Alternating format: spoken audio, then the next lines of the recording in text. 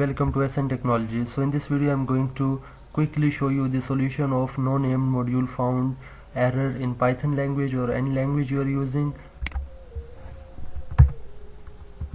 Write cmd, hit enter, python main.py. So here we have error named no module named transaction database. So if you are getting this error, you have to copy this module name using Ctrl+C, and then you have to write this command pip install and Ctrl+V.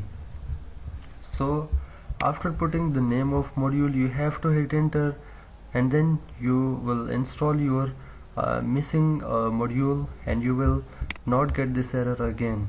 So here is the quick solution of no module error. Thanks so much for watching. Do subscribe to my channel.